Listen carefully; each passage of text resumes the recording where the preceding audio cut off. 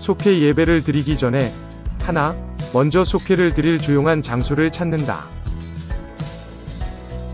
둘, 주보의 속회공과 내용을 참조하여 영상을 따라 예배를 드린다.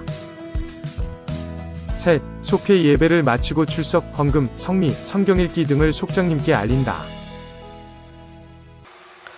할렐루야. 사랑과 은혜가 충만하신 하나님, 우리를 사랑하시고 속회로 인도하여 주시 너무나도 감사합니다. 믿음이 견고한 속회가 될 수 있도록 인도하여 주시옵고, 주님을 더욱더 신뢰함으로 견고하여 주셔서 형통한 자리로 나아가는 속회가 될 수 있도록 인도하여 주시옵소서. 때때로 힘든 일, 어려운 일이 있을지라도 날마다 주님을 찬양하며 주님을 사랑하는 속회가 될 수 있도록 인도하여 주시옵고, 죽어도 주님의 영광을 위하여서, 살아도 주님의 영광을 위해서 살며 주님과 늘 동행하면서 감사와 기쁨 속에 거하게 하여 주시옵소서. 사랑의 주님, 오늘도 저희 각 속도원들의 삶의 자리를 붙들어 주시옵소서. 서로가 서로에게 믿음의 본이 될 수 있도록 이끌어주는 속회가 될 수 있도록 인도하여 주시옵고, 주님의 말씀을 온전히 믿으며 세상에서도 빛과 소금으로서 각 속도원의 직분을 감당하게 하여 주시옵소서. 더욱이 저희를 말씀으로 이끄시는 담임 목사님의 영적 충만함을 따라 온 속회와 속도원들이 하나님을 기쁘시게 하는 삶을 살아갈 수 있도록 인도하여 주시옵고, 전하여지는 모든 말씀을 통하여서 주님의 참된 계획과 뜻을 온전히 깨달아 믿음이 더욱 더하여지는 속회가 되도록 인도하여 주시옵소서. 오늘도 이 시간 속회공과에 함께할 때 저희의 마음을 열어주시옵고, 주님의 능력이 임하여지는 시간 될 수 있도록 인도하여 주시옵소서. 예수님의 이름으로 기도드렸사옵나이다. 아멘. 함께 말씀 봉독하겠습니다. 오늘 보실 말씀은 예레미야 20장 7절에서 18절까지의 말씀입니다. 여호와여, 주께서 나를 권유하심으로 내가 그 권유를 받았사오며, 주께서 나보다 강하게 이기셨으므로 내가 조롱거리가 되니 사람마다 종일토록 나를 조롱하나이다. 내가 말할 때마다 외치며 파멸과 멸망을 선포하므로 여호와의 말씀으로 말미암아 내가 종일토록 치욕과 모욕거리가 됨이니이다. 내가 다시는 여호와를 선포하지 아니하며 그의 이름으로 말하지 아니하리라 하면 나의 마음이 불붙는 것 같아서 골수에 사무치니 답답하여 견딜 수 없나이다. 나는 무리의 비방과 사방의 두려움을 들었나이다. 그들이 이르기를 고소하라, 우리도 고소하리라 하오며, 내 지난번도 다 내가 실족하기를 기다리며 그가 혹시 유혹을 받게 되면 우리가 그를 이기어 우리 원수를 갚자 하나이다. 그러하오나 여호와는 두려운 용사 같으시며 나와 함께 하심으로 나를 박해하는 자들이 넘어지고 이기지 못할 것이오며, 그들은 지혜롭게 행하지 못함으로 큰 치욕을 당하오리니 그 치욕은 길이 잊지 못할 것이니이다. 의인을 시험하사 그 패부와 심장을 보시는 만군의 여호와여, 나의 사정을 주께 아뢰었사온즉 주께서 그들에게 보복하심을 나에게 보게 하옵소서. 여호와께 노래하라, 너희는 여호와를 찬양하라. 가난한 자의 생명을 행악자의 손에서 구원하셨음이니이다. 내 생일이 저주를 받았다면, 나의 어머니가 나를 낳던 날이 복이 없었다면, 나의 아버지에게 소식을 전하여 이르기를 당신이 등랑하였다 하여 아버지를 즐겁게 하던 자가 저주를 받았다면, 그 사람은 여호와께서 무너뜨리시고 후회하지 아니하신 성읍같이 되었다면, 그가 아침에는 부르짖는 소리, 낮에는 떠드는 소리를 듣게 하였다면 좋을 뻔하였나니, 이는 그가 나를 태에서 죽이지 아니하셨으며 나의 어머니를 내 무덤이 되지 않게 하셨으며 그의 배가 부른 채로 항상 잊지 않게 하신 까닭이로다. 어찌하여 내가 태에서 나와서 고생과 슬픔을 보며 나의 나를 부끄러움으로 보내는고 하니라. 아멘. 우리는 하나님을 잘 믿습니다. 하지만 잘 믿음에도 불구하고 우리의 믿음이 흔들리게 되는 것을 경험하게 됩니다. 때로는 산을 옮길 만한 믿음이 있지만 그럼에도 불구하고 때로는 우리의 믿음이 흔들리면서 허무함과 외로움 가운데 빠지게 되는 것을 바라보게 됩니다. 우리는 육신을 지으면서 살기 때문에 고통에 빠지기도 하고 질병 가운데 낙심하게 되기도 하고 헤어나올 수 없는 그런 어려움 가운데 빠져들기도 합니다. 어떤 일이나 어려움이 있듯이 우리의 영적인 생활에도 특별히 어려움이 있기는 마련입니다. 때로는 영적인 긴장과 갈등 속에서 더 깊은 어려움으로 빠져들곤 합니다. 그러므로 오늘은 예레미야의 기도, 고백을 통하여서 우리가 이 신앙생활에서 겪게 되는 이 어려움을 어떻게 이겨나갈 것인지에 대해서 한번 고민해보는 시간을 갖길 원합니다. 예레미야는 어떻게 이 고난을 이겨내었고 이 고난 가운데서 무엇을 하였는지에 대해서 오늘 말씀을 통하여서 한번 같이 살펴보게 되기를 원합니다. 첫 번째, 예레미야는 자신에게 주어진 고난을 이겨내기 위해서 하나님을 선포하였습니다. 오늘 보시 7절과 8절 말씀을 다시 한번 보시면 이렇게 말하고 있습니다. 여호와여, 주께서 나를 권유하심으로 내가 그 권유를 받았사오며 주께서 나보다 강하게 이기셨으므로 내가 조롱거리가 되니 사람마다 종일토록 나를 조롱하나이다. 내가 말할 때마다 외치며 파멸과 멸망을 선포함으로 여호와의 말씀으로 말미암아 내가 종일토록 치욕과 모욕거리가 됨이니이다.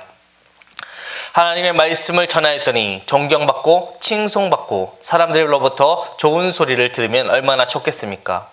하지만 예레미야는 하나님의 말씀을 전했다는 이유로 성전에 구속이 되었습니다. 우리의 삶도 마찬가지입니다. 하나님의 말씀을 전하는 것이 어려워지는 시대가 점점 우리에게 다가오고 있습니다. 일부 국가에서는 법적으로 복음을 전하는 것, 전도하는 것이 금지되고 있습니다. 어쩌면 우리의 이 시대가 점점 이렇게 적대적으로 변하고 있는지 모르겠습니다. 지금 대학에서는 예수님을 믿는 그 비율이 3%밖에 되지 않는다고 합니다. 중고등학생들은 그것보다 더 낮은 비율로 예수님을 믿고 있습니다. 우리의 아이들이 나가서 정말 내 신앙을 밝힐 수 있는 그런 용기를 점점 잃어가고 있다는 것이죠. 하지만 이러한 시대 가운데서 우리 아이들을 나무랄 수만은 없습니다. 그리스도인이라는 이유가 밝혀지게 되면 그 순간부터 조롱과 수치의 대상이 되고 나름대로 그 아이들 가운데는 어려움이 가중되고 있기 때문인 것입니다. 이런 시대를 우리는 눈앞에 두고 있습니다. 그렇다면 우리는 이 시대 가운데서 무엇을 하며 어떤 신앙을 우리 자녀들 가운데 물려주어야 할 것인가요? 9절 말씀을 보시면 이렇게 말하고 있습니다. 내가 다시는 여호와를 선포하지 아니하며 그의 이름으로 말하지 아니하리라 하면 나의 마음이 불붙는 것 같아서 골수에 사무치니 답답하여 견딜 수 없나이다. 구속이 되고 박해를 받아 더 이상 복음을 전할 수 없을 것 같은 그런 상황이 되었지만 그럼에도 문제는 무엇이냐? 내 안에 불이 있다는 것입니다. 내 안에 꺼지지 않은 그 불 때문에 나는 더 이상 내 마음이 타는 것 같아서 전하지 않으면 내 마음이 멈출 수가 없다는 것입니다. 우리 가운데도 이런 비슷한 일들이 있습니다. 일제강점기에 주기철 목사님을 세워두고 일본 순사들이 수없는 고문을 자행하게 됩니다. 나무봉으로 찔러대면서 너 이래도 예수님을 믿을 것이냐? 너 이래도 예수님을 믿을 것이냐? 할 때 그때 주기철 목사님은 이렇게 대답합니다. 그래도 예수님은 당신을 사랑하십니다. 그리고 이렇게 말씀하십니다.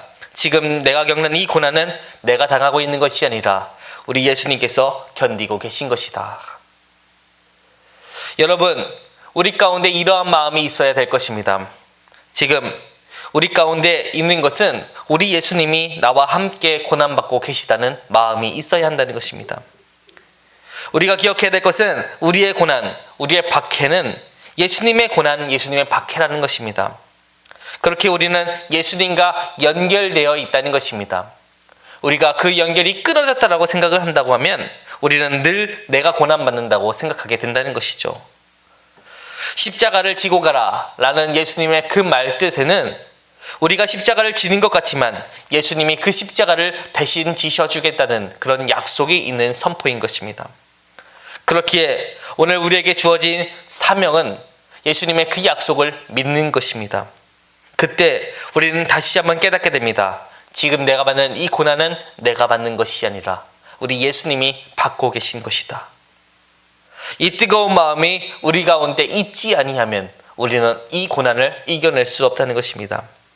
그러므로 주님이 우리와 함께 하신다는 것을 항상 선포하시는 여러분들이 되시기를 바라겠습니다. 우리에게 온전히 하나님과 함께 한다는 선포가 있을 때 우리는 온전한 믿음으로 주님과 동행하며 나아가게 될 것입니다. 그러므로 이 선포를 통하여서 주님과 동행함으로 항상 나아가시는 여러분들 되시기를 바라겠습니다.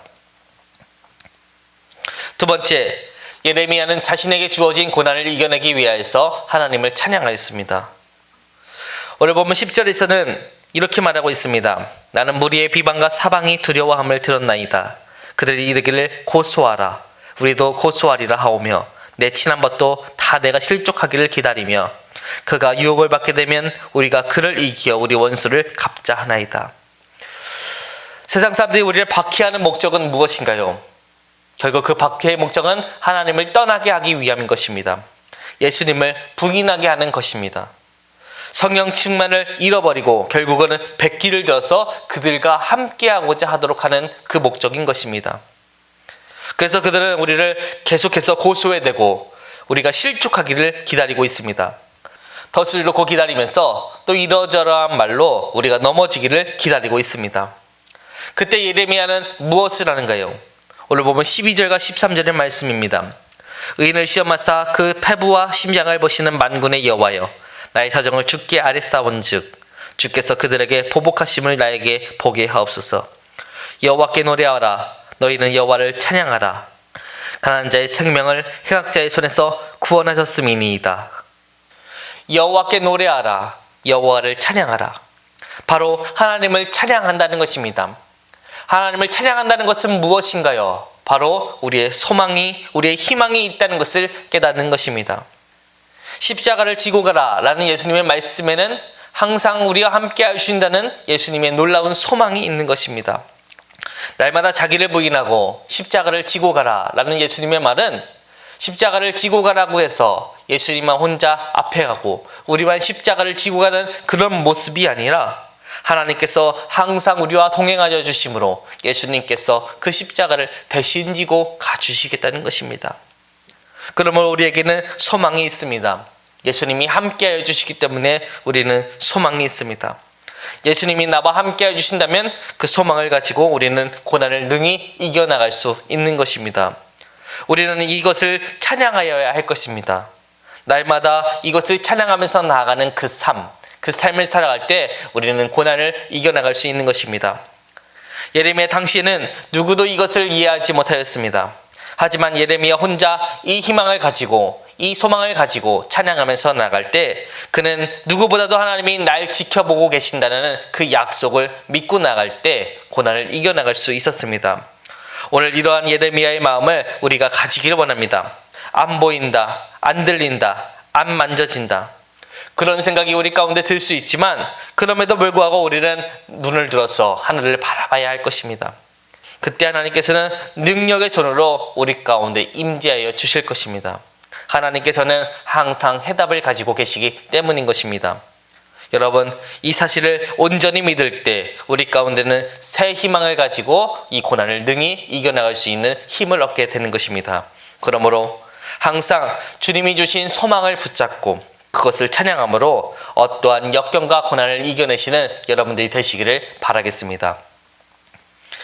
세 번째, 예레미야는 자신에게 주어진 고난을 이겨내기 위해서 하나님께 기도하였습니다. 오늘 보면 14절 이하는 영적 고난에 빠진 사람들의 보편적인 기도입니다. 내 생일이 저주를 받았다면, 나의 어머니가 나를 낳던 날이 복이 없었다면, 나의 아버지에게 소식을 전하여 이르기를 당신이 등남하였다 하여 아버지를 즐겁게 하던 자가 저주를 받았다면, 그 사람은 여호와께서 무너뜨리시고 후회하지 아니하시 사움같이 되었다면, 그가 아침에는 부르짖는 소리, 낮에는 떠드는 소리를 듣게 하였다면 좋을 뻔하였나니, 이는 그가 나를 태에서 죽이지 아니하셨으며 나의 어머니를 내 무덤이 되지 않게 하셨으며 그의 배가 부른 채로 항상 있지 않게 하신 까닭이로다. 어찌하여 내가 태에서 나와서 고생과 슬픔을 보며 나의 날을 부끄러움으로 보내는고 하니라.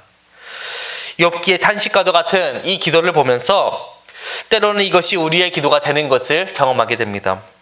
어찌하여 내가 태에서 나와서 고생과 슬픔을 보며. 어떻게 이러한 기도가 예레미야 같은 선지자의 기도로 보이겠습니까? 하지만 예레미야 같은 선지자도 이런 기도를 할 수 있다는 것이 우리의 신앙의 모습입니다. 따라서 우리는 하나님 앞에서 늘 정직한 기도를 드려야 합니다. 예레미야는 사실 반복적으로 이러한 기도를 드렸을 것입니다. 기록된 이 기도 외에도 수많은 낙심의 시간, 절망의 시간이 그에게 있었기 때문인 것입니다. 하지만 그때마다 예레미야는 하나님께 정직한 기도를 올려드립니다. 어쩌면 예수님의 기도와 같은 엘리 엘리 라마 사박다니, 하나님이여 어찌하여 나를 버리시나이까, 어찌하여 나를 버리시나이까 하는 기도가 예레미야에게도 있었을 수 있습니다. 하지만 하나님이 정말 예레미야를 버리셨나요? 아니요, 그렇지 않다는 것입니다. 하나님께서는 예레미야의 이 기도를 듣고 계시다는 것입니다. 예수님께서는 마지막에 겟세마네 동산에서 피가 땀이 되도록 부르짖으면서 기도하셨습니다. 예수님께서는 왜 그렇게 기도하셨을까요?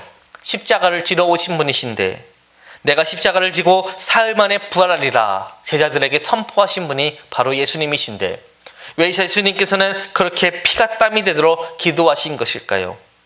무엇이 예수님을 그렇게 힘들게 만들었던 것일까요? 바로 그것이 우리가 피할 수 없는 믿음의 여정이라는 것입니다. 우리는 갈수록 신앙이 편해질 것이라고 생각하지만 절대 신앙은 편해지지 않습니다. 갈수록 어려워지는 것이 바로 신앙인 것입니다. 하지만 우리에게 주어진 능력이 있는데, 그것은 바로 그 어려움을 능히 이겨낼 수 있는 힘이 우리 가운데 주어진다는 것입니다. 우리의 신앙은 항상 정상을 향하여서 나아가지만 우리의 신앙 가운데는 항상 사막의 음침한 골짜기가 있다는 것을 잊지 말아야 합니다. 그리고 그런 영적 고난의 골짜기를 반드시 지나야만 우리의 신앙은 점점 성숙할 수 있다는 것입니다.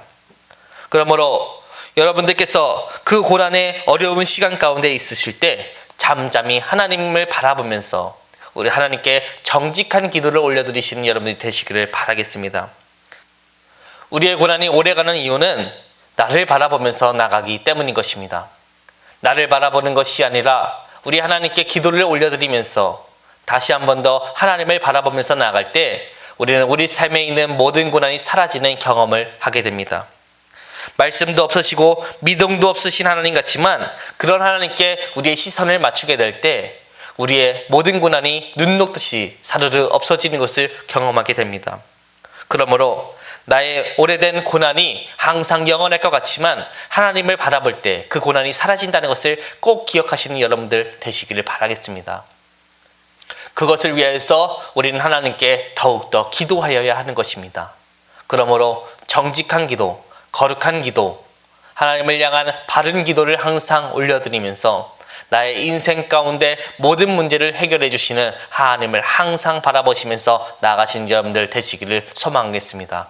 그렇게 될 때 우리는 모든 고난과 역경을 이겨낼 수 있을 것입니다. 오늘도 이 자리 가운데서 항상 그러한 기도를 드리면서 모든 역경을 이겨내시는 여러분들 되시기를 소망하겠습니다. 이 시간 찬송가 372장 함께 찬양하신 후에 주기도문으로 속회원가를 마치도록 하겠습니다.